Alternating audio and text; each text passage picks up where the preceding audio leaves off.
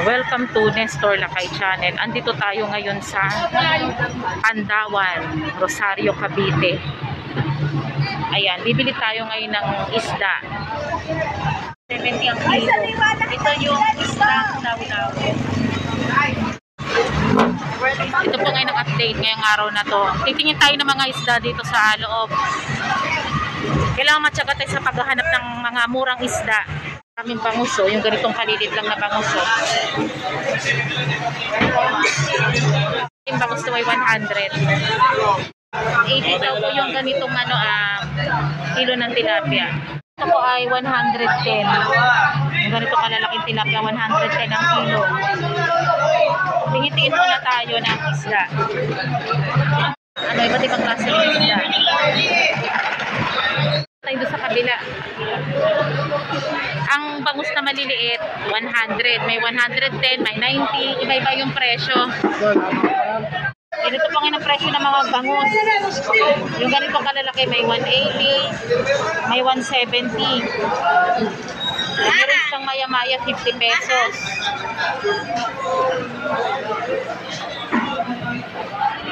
$100 daw po yung ganitong isda. Magkano po yung lumahan?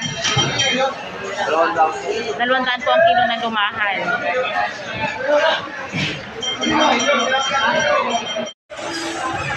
Ang hinahanap ko pusit, kaya lang medyo baka mahal pang ng mga pusit. Kakaiba itong isda na to, 220 daw ang kilo nito. Ano to, pang ihaw po ito na ganito? Pang sigang din daw to. Kakaiba siya, oh. 220 pang kilo nitong isda. Parang daw yan, eh.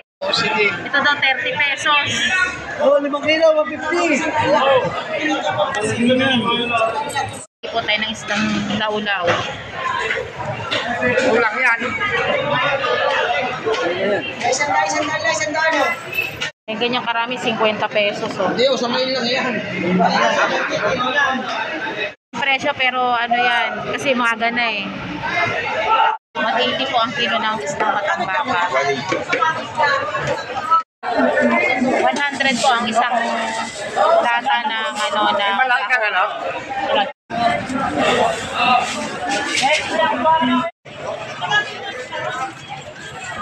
Tapos na po tayo mamili. Bumili tayo ng tahong at saka isdang law-law. Yan, babalik na tayo sa Imos at nakabili na tayo ng isdang law-law at saka ng tahong. Ang law-law ay 50 pesos at ang 2 galon na tahong ay 200 pesos. Bali na pamili namin ay 250 pesos. Ito po ngayon ang update sa Pandawan, Rosario, Cavite.